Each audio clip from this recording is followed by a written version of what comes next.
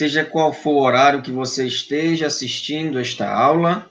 Bom dia, boa tarde, boa noite, por que não dizer boa madrugada.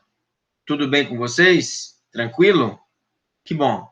Nesta aula nós vamos apresentar a concepção hegeliana de justiça, de direito, mas antes devemos entender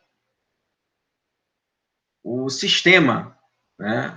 É muita pretensão minha dizer que vou entender o sistema em uma aula de 30 minutos, em uma aula de 40 minutos.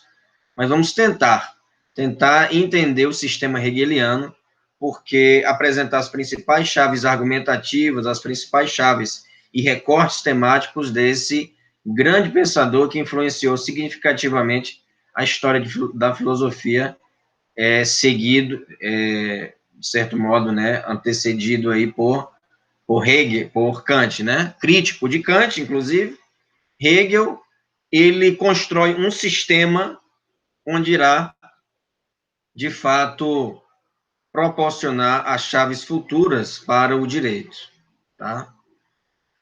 Entender Hegel, pessoal, e realmente esse suspiro é algo que é muito significativo, né? Muito importante, porque é um suspirar constante, a cada parágrafo entendido, a cada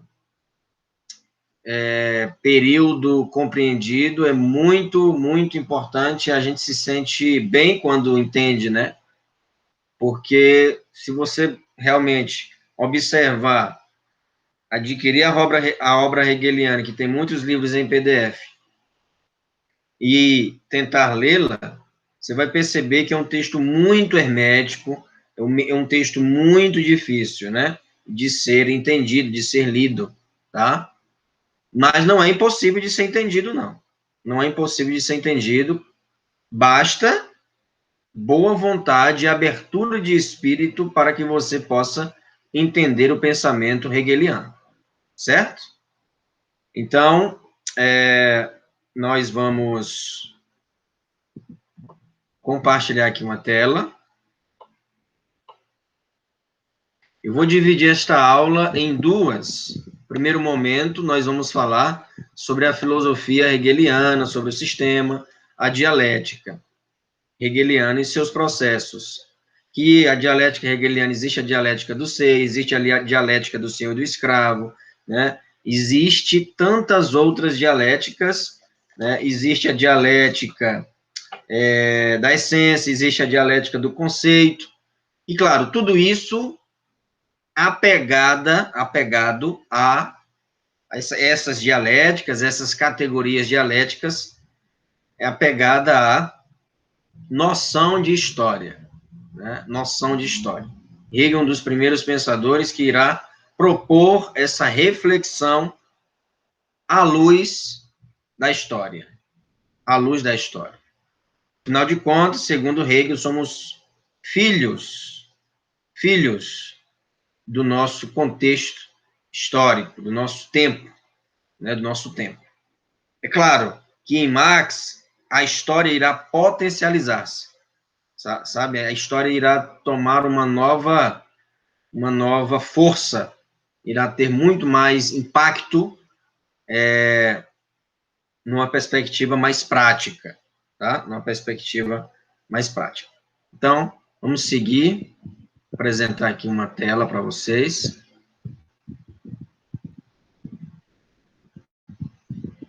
E esta aula, de fato, eu demorei a gravar devido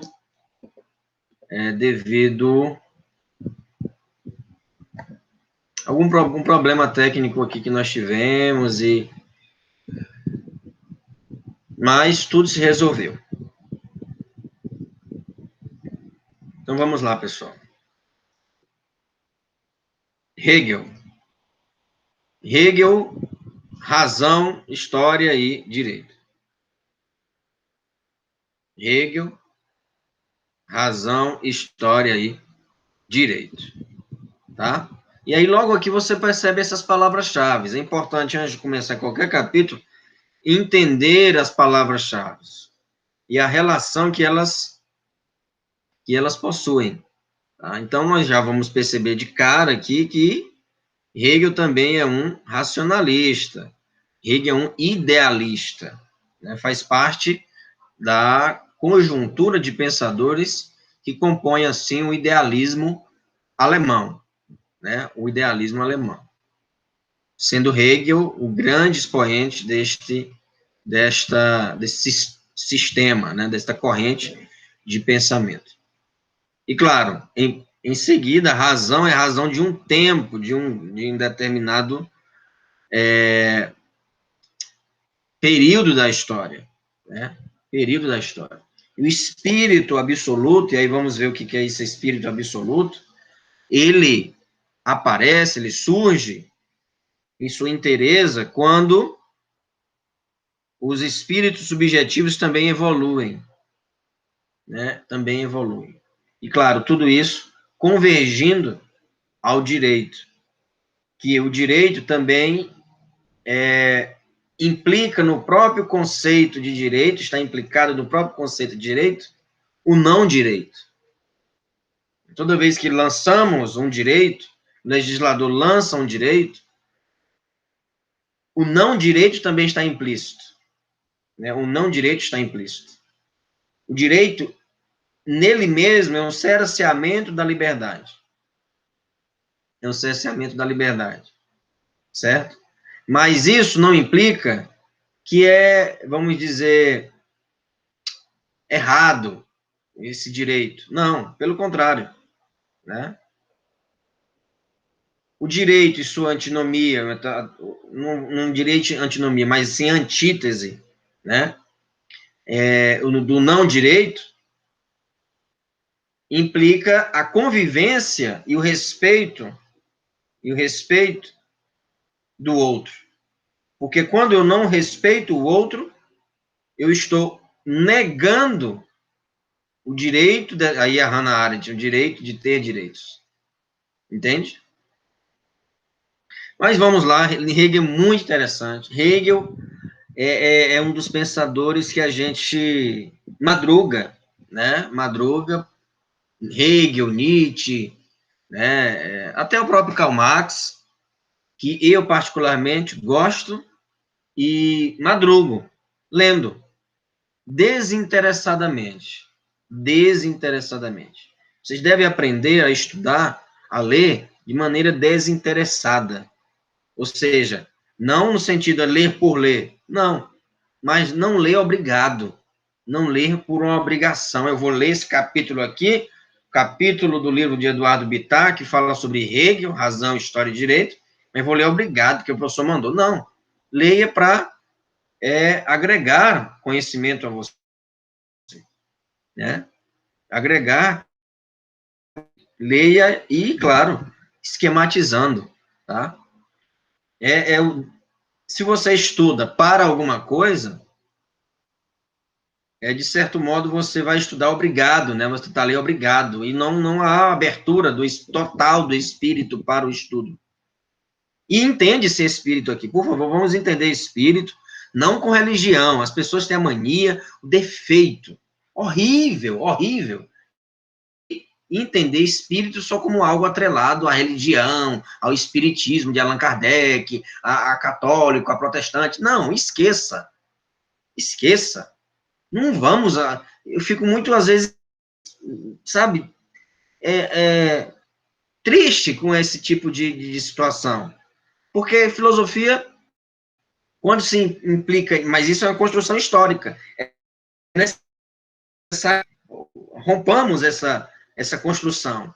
É necessário romper essa construção, tá? De que toda coisa que... Vamos falar de espírito, vamos falar de espírito objetivo, espírito subjetivo. Ah, não, eu vou imaginar um ser fora de mim.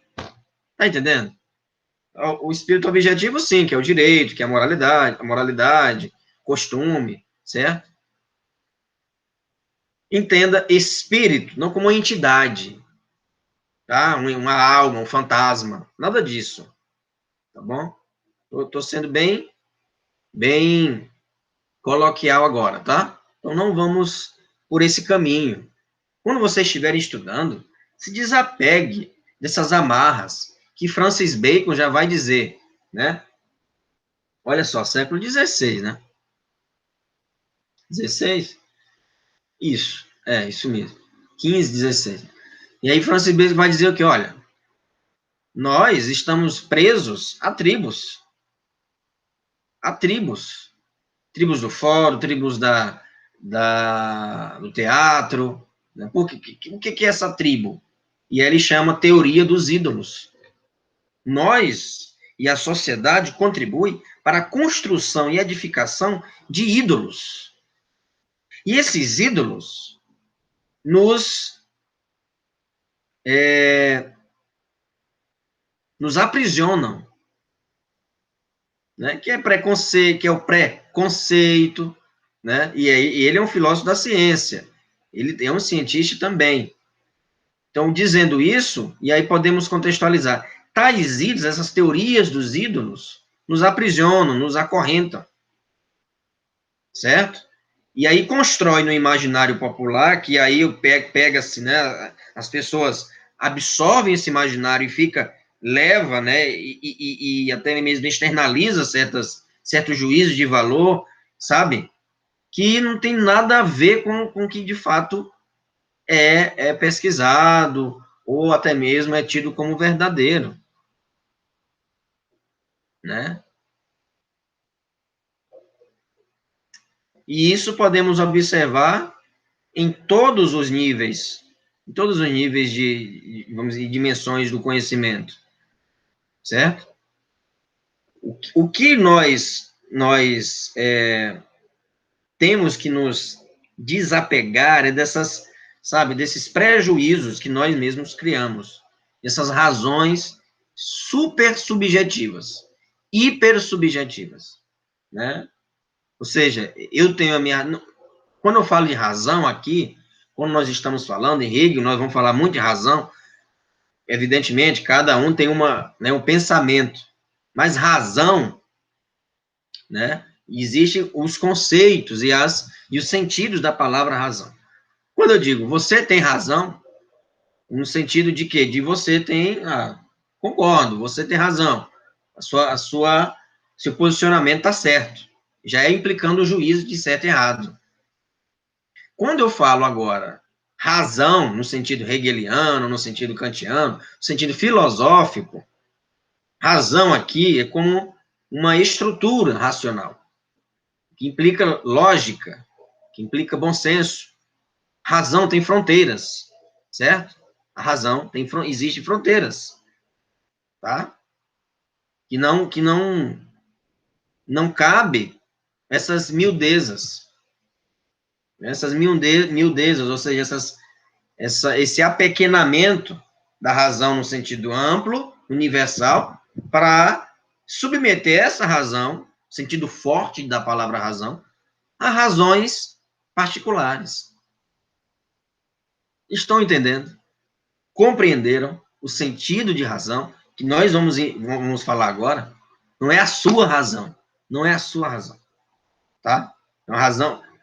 É isso que fala, teoria dos ídolos. As pessoas falam de razão, aí vai dizer, sou eu, a minha razão. Não é a sua. Não é o eu racional em si, o eu atual, entende? Não é a individualidade da razão. Não. Razão no seu sentido amplo, universalizante, certo? E por ser universalizante, existem também fronteiras, né, para ser razão. Nem todo pensamento, por mais que tenha surgido na mente, ele, vamos dizer assim, participou das estruturas, né, das categorias racionalizantes, das estruturas lógicas, né? Vou dar um exemplifico. Recentemente, em um determinado tribunal, um advogado fez uma performance com uma advogada para ilustrar como o réu agrediu a namorada que veio, segundo o réu, a pular da sacada. Mas não, ele foi condenado. constatou-se que, de fato, ele arremessou-a da sacada. Entende essa... Ah, mas esse cara é louco, tá vendo? Quando nós falamos, expressamos esse juízo, quando nós vimos a cena, o advogado pegando no pescoço da advogada, sacudindo a advogada, ah, mas é uma performance. E aí logo nós falamos, né, o senso comum, né, vamos dizer assim, uma dona de casa, um pedreiro e tal, rapaz, esse cara é louco, que é isso? Por quê? Porque fugiu da fronteira racional. Fugiu da fronteira racional. Né? Por mais que essa ideia tenha surgido, tenha sido planejada, arquitetada, orquestrada, mas ela fugiu dessa fronteira universalizante, segundo Hegel, Kant, os filósofos. Fugiu do bom senso, entende? Fugiu. Ela não corresponde à racionalidade. É o mau uso da razão. Entende? É o mau uso da razão. Certo? Ah, então vamos dizer assim, o que as pessoas arquitetam, orquestram crimes, eles não estão utilizando a inteligência, estão utilizando a razão? Sim, mas é o mau uso dela. É o mau uso dela. Certo? É o mau uso da razão. Tá bom? Compreendido o sentido, vamos agora adiante. Nesta aula, nós vamos observar esses dois primeiros tópicos, o sistema hegeliano e a doutrina hegeliana, para numa segunda aula falarmos sobre a justiça e direito para Hegel, direito e estado ético também para Hegel. Olha só que interessante essa provocação que Hegel nos mostra. O que a história ensina é que os governos e as pessoas nunca aprendem com a história. O que a história ensina, e aí eu peço por tudo que é mais sagrado, por tudo que é mais sagrado, reflitam com inteligência, pessoal, com inteligência. Se desapeguem de paixões políticas, de A, de B, porque senão vocês não vão fazer um bom curso de direito. Se começarem a politizar dentro de si, certo? Essas, então, fulano tá certo, ciclano tá... Não prejulguem. Reflitam, certo? Um filósofo do direito, um estudante de direito, ele não está para A nem para B, ele está aqui para o jogo democrático. E as regras do jogo quem ditam é a Constituição, são as leis do país. Tá? Compreenderam, né? Então, o que a história ensina é que os governos e as pessoas nunca aprendem com a história. E aí vocês tiram suas conclusões. Sou eu que vou dizer aqui e falar, né, interpretar, associar. Tirem suas conclusões. Reflitam a partir disso. Aconteceu vários fatos históricos, várias tragédias, isso no mundo. Mas as pessoas, estamos numa crise sanitária e as pessoas não aprendem, né, mesmo com a história, né? Bem, contexto histórico e aí, claro, o sistema hegeliano. Como vocês podem observar, Hegel, né, filho ali também da Revolução Francesa, tá? 1770 a 1881, tá? 1770, século XVIII, século XIX.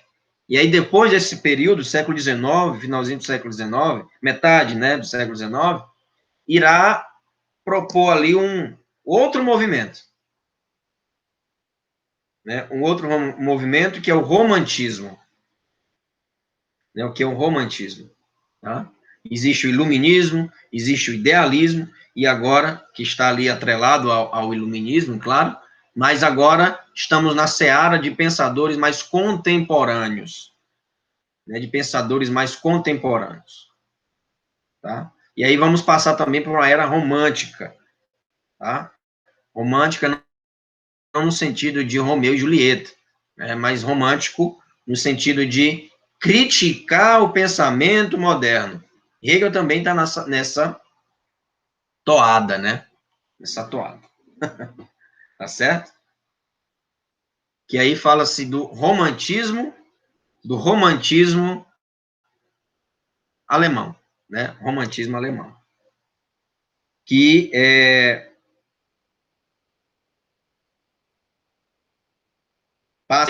e aí o contraponto, né, no sistema hegeliano, que é o romantismo alemão. Como figuras como Schopenhauer, o existencialismo, né, a figura de Søren Kierkegaard, Feuerbach, todos esses pensadores, eles vão o quê? Criticar o sistema racionalista, sistema idealista, né, e criticar os modernos, tá? E, claro, Hegel irá também ser criticado, irá haver esse conflito, essa tensão entre o idealismo e o romantismo. Adiante. Após Kant, o conjunto de ideias mais impactante, maior efeitos produziu no espírito moderno foi o sistema hegeliano. Foi o sistema hegeliano. E aí, no início, eu me lembro, né, do curso que eu falei, né, dessa unidade, falei que, olha, para entender filosofia, você deve entender Kant. Para, de fato, apreender o espírito, ou minimamente o espírito filosófico, e desenvolver em si capacidade crítico-reflexiva, você deve, por isso que eu pedi para vocês lerem aquele texto de Kant, né? Resposta, pergunta, o que é esclarecimento. Aquele que mais se sobressai dentre as teorias de seu tempo, tendo marcado época e mudado os destinos das ideias da modernidade. A obra, e não é Hegel, tá? É Hegel, tá? Hegel. Esse é o nome, no caso, o sobrenome, né? Que ele é conhecido, tá? Então, a obra hegeliana possui um viés essencialmente racionalista, tá? Racionalista. Não é que ele vai desprezar a sensibilidade e a vontade, mas assim como Kant, a vontade deve se submeter às categorias racionais, certo? Lembra lá da moralidade kantiana, da vontade kantiana, né? Tem que se submeter à razão. Dizer que há um racionalismo de caráter idealista no pensamento hegeliano significa dizer que toda a teoria do conhecimento vem marcada pela ideia de que a realidade mora na racionalidade. Ou de que o sujeito, e é muito importante isso, a realidade mora na racionalidade. Ou de que o sujeito é construtor da realidade. O sujeito é construtor da realidade das coisas, na identidade da razão moderna. Hegel é um genuíno pensador que se dedicou a grandes questões suscitadas pelo direito. Apesar de Hegel ter radicalizado o racionalismo kantiano, mergulhando na ideia de espírito, e espírito aqui é muito presente no pensamento hegeliano, e não ter abandonado uma concepção progressista da filosofia da história, né? e não ter abandonado a concepção progressista da filosofia da história. Então, história, direito e razão está muito bem atrelado à justiça, à noção de justiça, à própria noção de direito, à noção de homem, à antropologia hegeliana. O homem é mudança também contínua, tá? Então, dá passos extremamente relevantes no sentido de superar os aspectos individuais e liberais do kantismo. Em Hegel, a história, em seu movimento interno, ganha o tônus, né? Ganha não história no sentido de fazer algo e deixar marca histórica. Não é somente nisso, mas a história em seu âmago, né? Na sua própria dinâmica, ela ganha um cunho dialético. Noção que será de fundamental importância para a concepção marxiana, não marxista, porque o próprio Marx falou que, ó, eu não sou isso que vocês estão dizendo, vocês entenderam totalmente errado a minha teoria, né? As pessoas, às vezes, se intitulam marxistas, mas não sabem, de fato, o que Marx defendeu, né? Defendeu.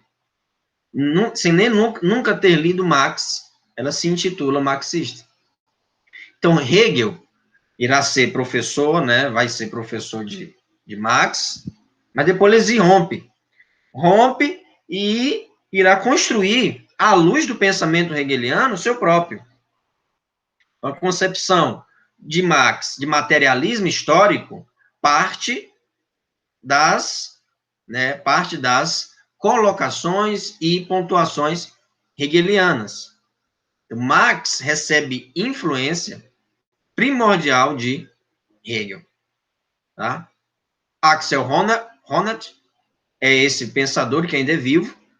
Em Hegel também, se a razão parecia construir dedutivamente num solilóquio ela mesma, tá? Razão nela mesma, ou seja, refletindo, né? Realmente uma intra-reflexão, tá? Agora ela movimenta na maré da intersubjetividade. Isso é Honneth falando. Da intersubjetividade. Intersubjetividade das relações de recíproco reconhecimento. De recíproco reconhecimento em meio à historicidade do agir nacional. Social. Recíproco reconhecimento, onde os dois, mas aí onde está? Onde está a crítica que devemos fazer à filosofia hegeliana. Inclusive, eu fiz na dissertação. Né?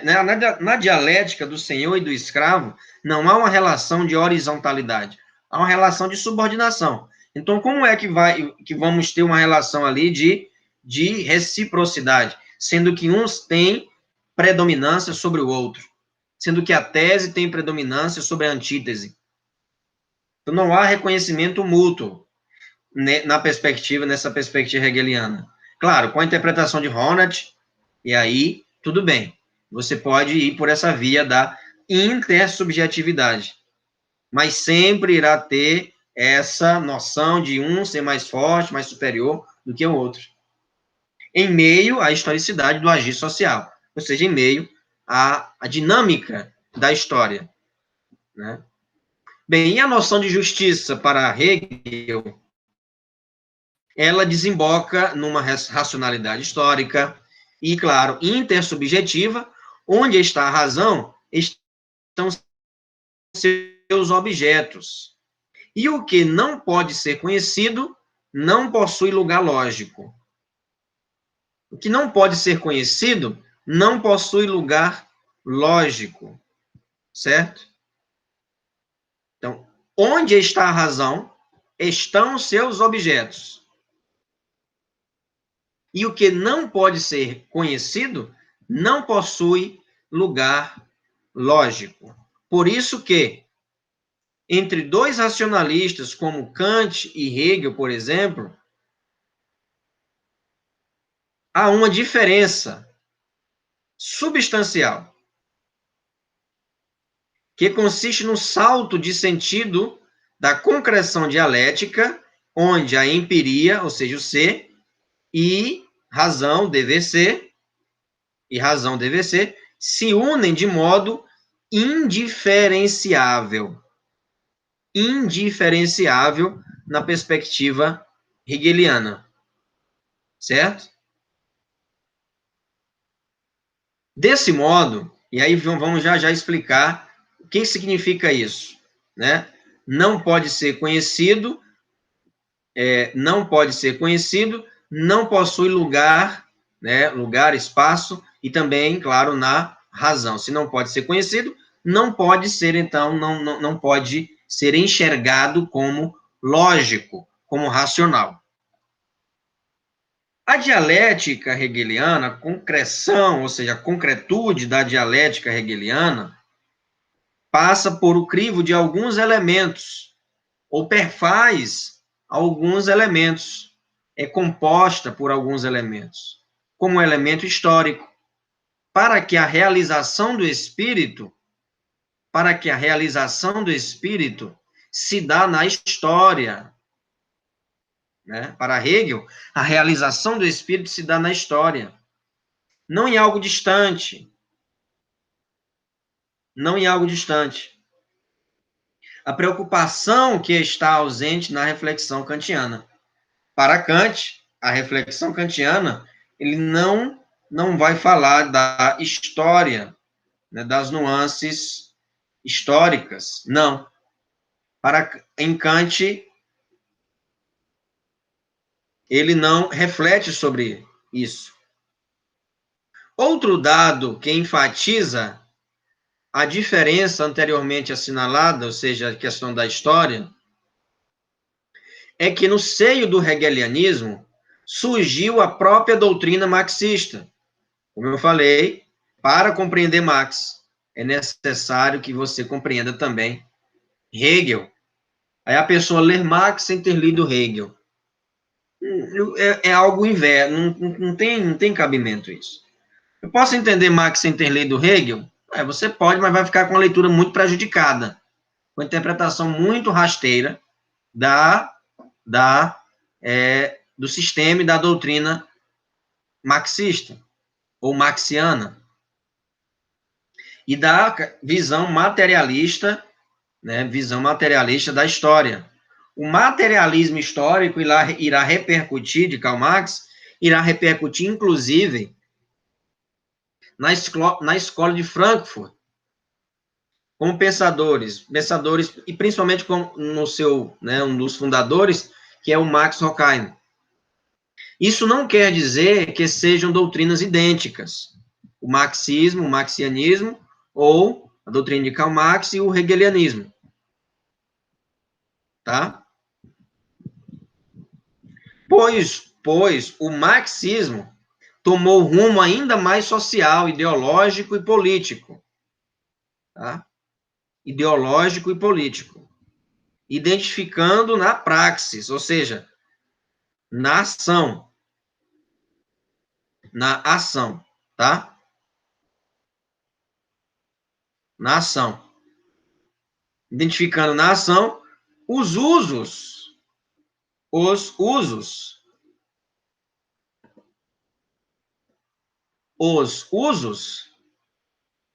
transformadores da política, notabilizando-se em meio às convulsões sociais, tá?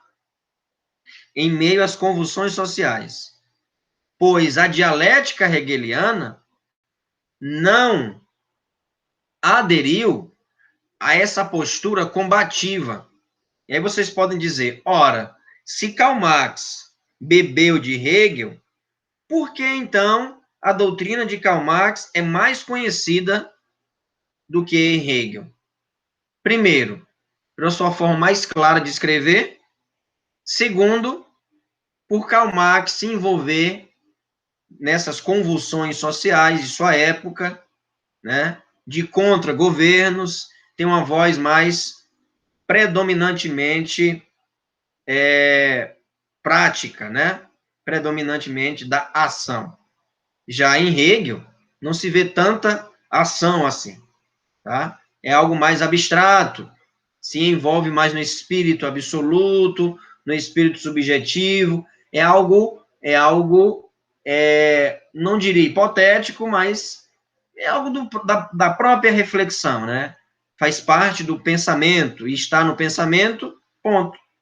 Né? Não ultrapassa, tá? Vamos pensar numa aplicação da doutrina hegeliana. Não se tem na história alguém que disse, vamos fazer uma revolução tendo como base a doutrina hegeliana. Não, não se tem em mente isso. Né? Já em Marx, sim. Né? Mas, da forma como foram, e aí vamos chegar lá, né? Só para abrir esse parênteses aqui. Mas da forma como foi interpretada a doutrina marxista, né? Marx não desejou a morte de milhares de pessoas, como na Rússia, como no Oriente. Marx não desejou a morte desses milhões, milhares de pessoas. Não, de forma alguma. Certo? Então, identificando na praxis os usos transformadores da política, notabilizando-se, ou seja, sendo notado, em meio às convulsões sociais, o materialismo econômico, né, onde, de fato, há uma estratificação social, há uma pirâmide social, né, onde poucos ganham muito e muitos ganham extremamente pouco, tá? E a dialética, no entanto, é ponto de unidade entre o marxismo e o hegelianismo. Então, o que podemos ver de idêntico ali, né, de unidade, não de idêntico, mas de unidade, é a estrutura dialética, tese, antítese e síntese. De qualquer forma, aí está presente a ideia dialética como forma de superação dos opostos pela síntese. E é muito complicado aqui falar esse termo, né? Superação. De fato, é uma superação, porque na dialética, e aí, claro, na dissertação que eu fiz, eu estudei Adorno, estudei Bataille, todos eles são críticos da dialética hegeliana, porque a dialética hegeliana, né, o pensamento, o idealismo hegeliano, ele não é tão inclusivo, né? Ele não é inclusivo, tá? Quando se fala em dialética, numa perspectiva hegeliana, onde a síntese, tem mais, vamos dizer assim, particularidades, ou até mesmo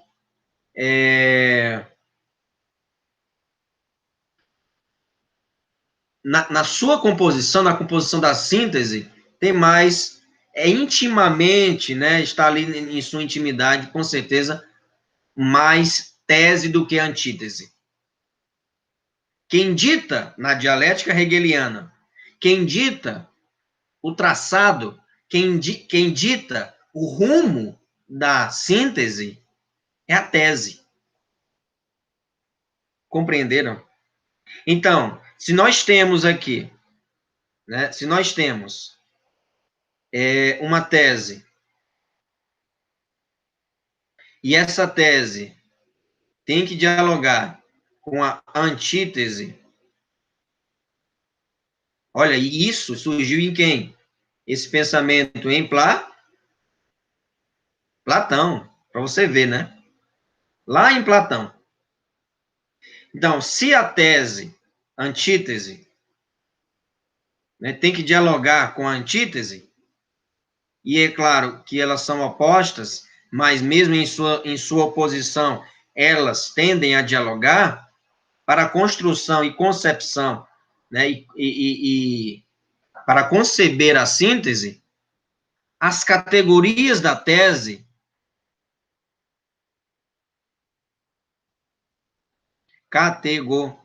As categorias, as categorias, as categorias da tese, elas, e aí nós estamos falando aqui de uma dialética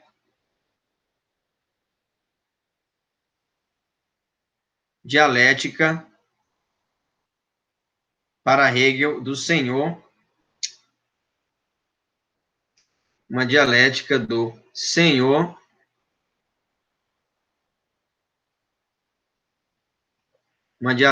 Senhor e do escravo.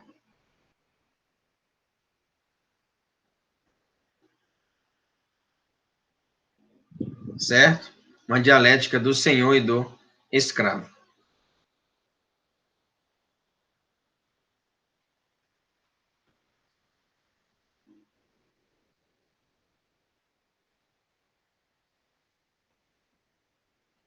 Uma dialética, né, onde tem diferenças, sim, mas diante dessas diferenças, diante dessas contradições, é que se vai, claro, pontuar a síntese. Pois é, aí onde está? Essa a antítese, o oposto da tese. Né, o oposto da tese. Então, se é o oposto da tese, como é que vão, né? Por isso, então, a tese é que dita o que a antítese deve abandonar, né? E a antítese deve se adequar às categorias da tese para formar, assim, a síntese. Para formar, assim, a síntese. E a síntese, de fato, tem muito da tese. Tem mais da tese do que da própria antítese. A tese e suas categorias fixas, suas categorias estiletam, aniquilam, podam, mutilam a antítese. E a antítese, por exemplo, para Adorno, é o não ser. É o não ser. Para Bataille, para Adorno aqui, e para Bataille é o não saber.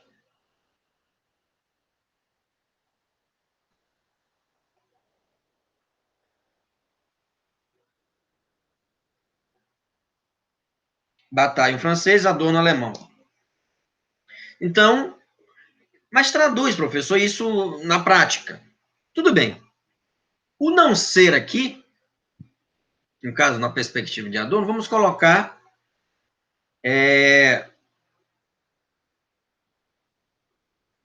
numa família, né? Vamos colocar numa família. O não ser aqui é aquilo que a tese, no caso, o marido, não admite que a sua esposa ou filhos sejam. E aí é o não ser. Né? Grosso modo é isso. Tá? Ah, mas como é que vai criar a síntese? Justamente, ele dita a tese, dita o rumo dessa relação. Né? O caminho dessa relação é ditado por a tese. Tá? De fato, aqui é uma relação de submissão na dialética hegeliana. E aí, se vocês pegarem a dialética do senhor escravo, vocês vão observar o que eu estou dizendo. O escravo tem que, humildemente, né? Humildemente, abdicar da possibilidade de se tornar senhor, para assim, em nome da síntese, olha só, em nome da abdicar, em nome da sociedade, em nome da síntese, abdicar daquilo que a tese, no caso, o Senhor, né, dita como verdadeiro. Ou não. Então, aquilo que me constitui, no caso, o escravo, aquilo que me constitui, e aí, pronto, vamos colocar assim, como relação professor, né, numa instituição, por exemplo. né? Não estou denominando a instituição, vamos fazer esse exercício de imaginação, tá? O escravo, né? Professor, né? Essa relação. E o patrão, no caso, o dono, para ele, em nome da instituição, em nome da qualidade, assim, né, da instituição, ele tem que abdicar do seu jeito de ser, ou até mesmo escamotear, esconder, camuflar esse seu jeito de ser, em detrimento da síntese. Em detrimento, claro que a síntese é o quê? A união entre tese e antítese? Não. A síntese é o estiletamento, o guilhotinamento da antítese, que é conduzido pela tese. Então, essa parte escondida, essa parte que ele não pode mostrar, ou até mesmo que ele abdicou, é o não ser e é o não saber. Ou seja, o não ser, o jeito de ser dele, que não é admitido pela tese, certo? Não é admitido pela tese. Então, você tem que se adequar a este padrão. Ponto. Quem está ditando isso é o Senhor. Quem está ditando é a tese. O não saber, e aí para a batalha, é aquilo que a tese não admite como conhecimento. E como Bataille tem uma linguagem erótica, isso não é admitido pela tese. Não é admitido pela tese. Porque a tese é muito higiênica. A tese é muito certinha, né? Vamos colocar assim. Está fixada em padrões. Fixada em categorias. E essas categorias, identidade, a questão da própria lógica, né? E essas categorias, elas aniquilam as possibilidades.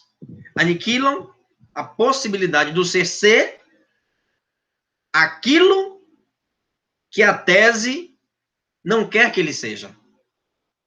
Por isso que ele se esvazia.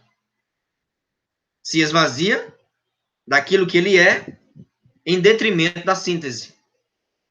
E aí, claro, estou falando da antítese, né? Se esvazia a antítese, no caso escravo, se esvazia daquilo que ele é, ou até mesmo daquilo que ele poderia ser, né? Daquilo que ele poderia ser, no caso da ascensão social, de se tornar senhor um dia,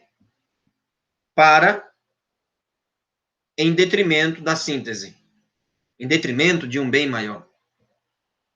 Estão compreendendo? Por isso que a dialética hegeliana não é inclusiva. Não é inclusiva. Desse modo, né, isso nós podemos passar a noite inteira falando sobre a perspectiva prática da dialética hegeliana, claro, no que ela não é, né? Claro, o que ela não é inclusiva. Ela não é. Tá? Mas, bem, feito aqui essa crítica, né, ao pensamento hegeliano, outro exemplo, podemos dizer, numa relação entre professor e aluno, ou professor e estudante, não gosto de termo aluno, né, já isso falei para você. Professor estudante ou professor acadêmico, certo? Século XVII, apesar que muitos colegas vivem ainda no século XVII, por não se abrirem às tecnologias e tal. Mas, enfim, não estou aqui para ser o juiz de ninguém, tá? Cada um dá sua aula da maneira como quiser. O professor tem como, e alguns, ainda hoje, né? Ainda hoje existe isso. Tem como a sala de aula tem, faz parte, como se fosse uma extensão mental, né? É a extensão neural, né? E só pode falar, ou também só pode ser aceito ali como conhecimento, aquilo que o professor diz que é conhecimento.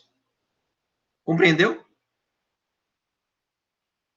Isso é relação hegeliana. Diz que é conhecimento. Se a tese, o professor, não encarar aquilo como conhecimento, então aquilo é abdicado, é abandonado. E é encarado como o não ser e o não saber. Por exemplo, não ser o aluno de boné. Professor é regra, deixa o aluno, boné, deixa. Ele está prestando atenção na aula, não tem problema. Às vezes ele quer até falar alguma coisa e a gente não está ouvindo. Reclamou uma vez, reclamou duas vezes, terceira vez, quarta vez, no dia seguinte, de novo, ele quer tá chamando atenção. Então, vamos conversar. E aí, o que está passando? Tem alguma coisa por trás daquele boné ali, ininterrupto na cabeça. Entendeu? Tá. Mas isso o Hegel não falou, é interpretação minha.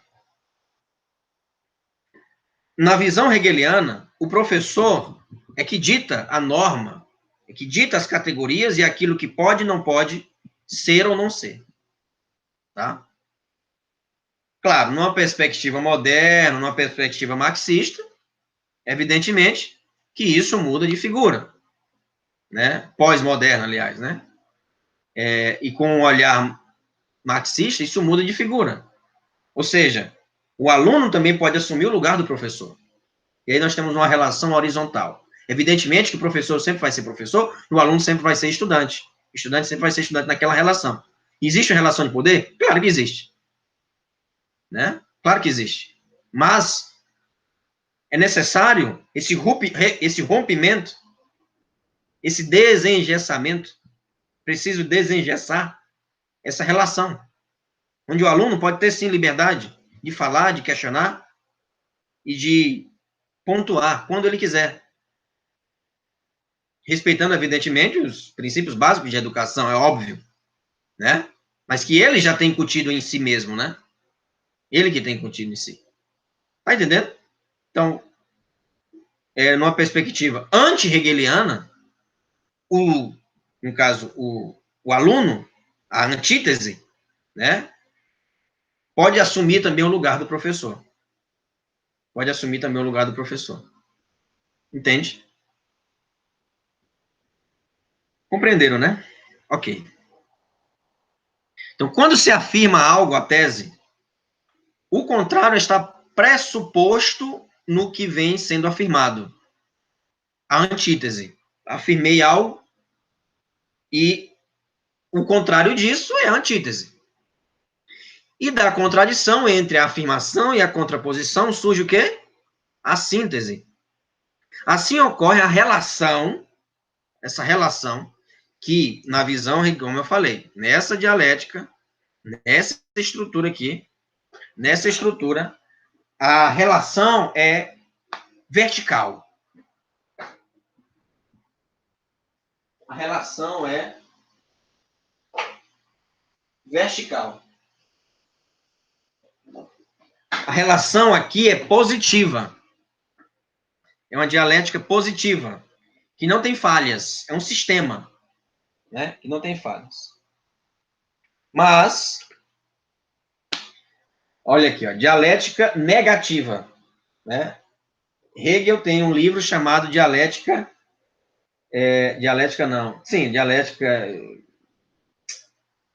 o espírito dialético, como é o nome desse?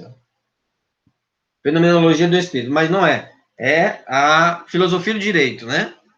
E Adorno, esse livro aqui, né? Esse livro aqui, ele irá refletir, né, sobre a perspectiva hegeliana.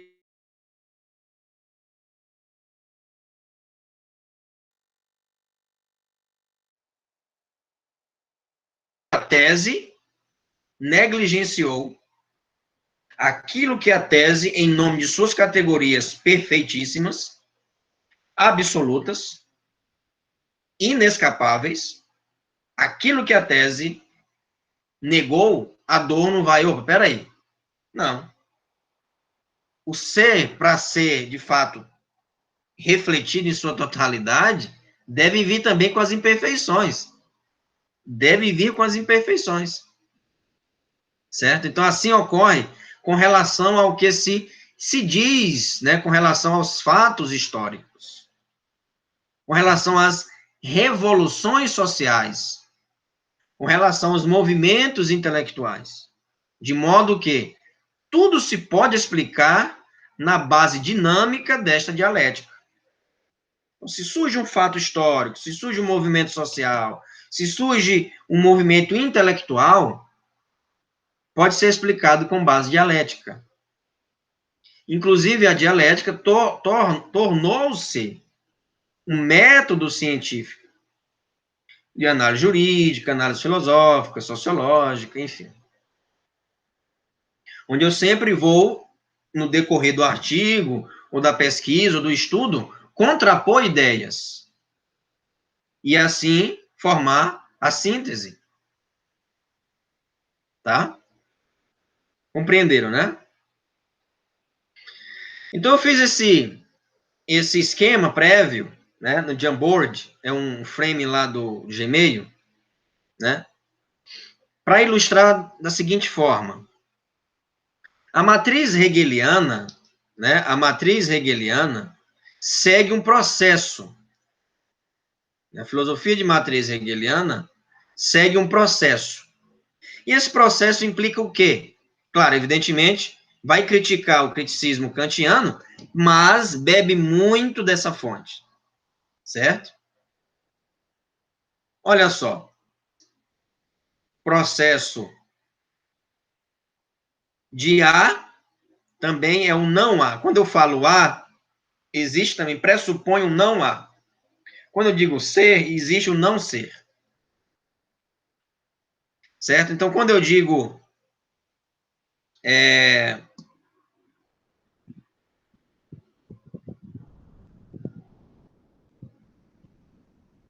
quando eu digo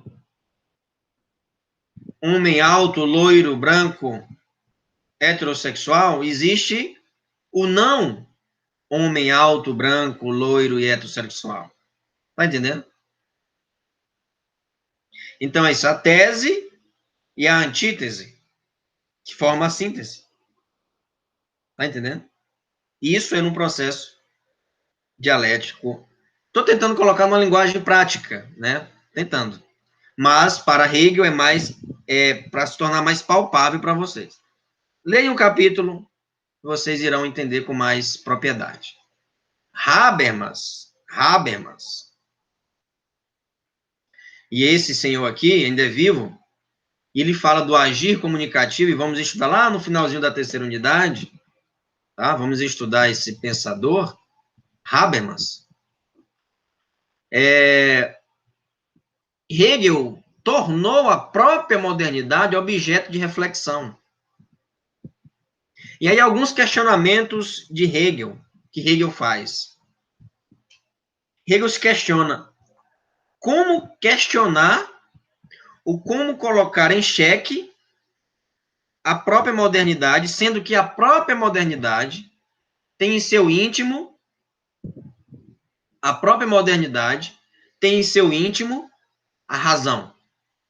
Como criticar a própria razão? Como colocar em xeque a modernidade, sendo que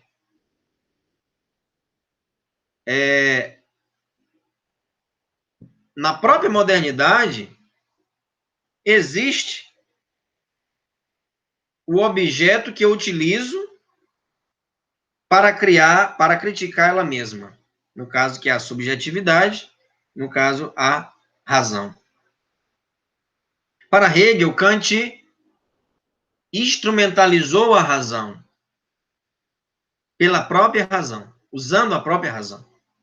Já em Hegel, ele se questiona como estudar uma ferramenta usando ela mesma.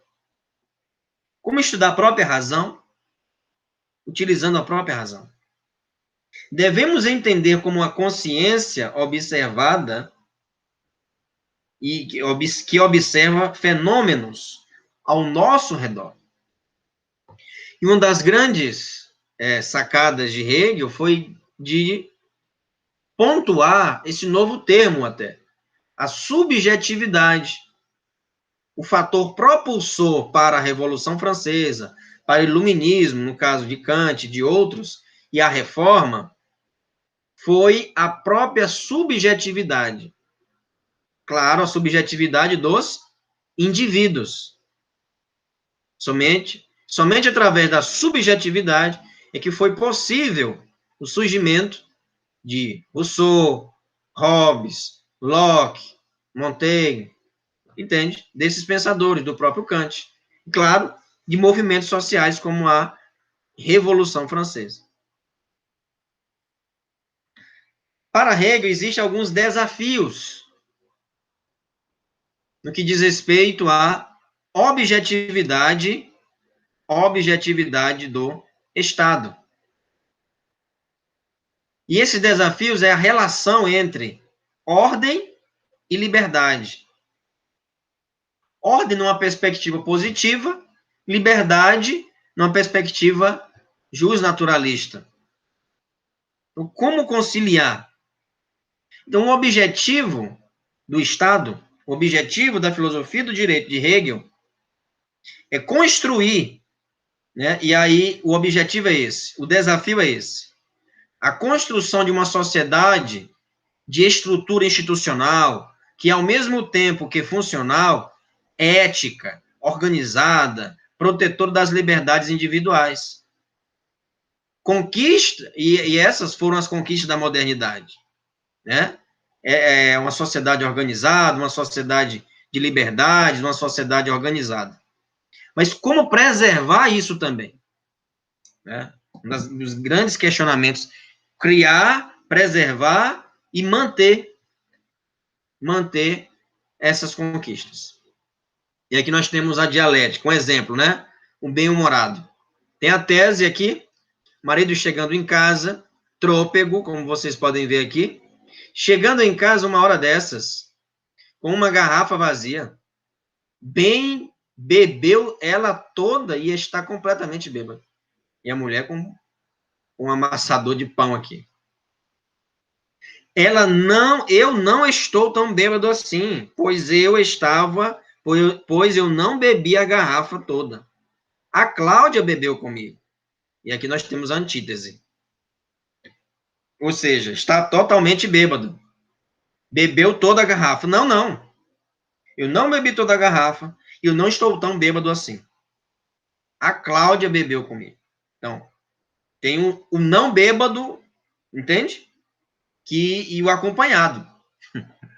Então, além de estar bêbado, além de bêbado até de madrugada, estava bebendo com outra mulher. Ops!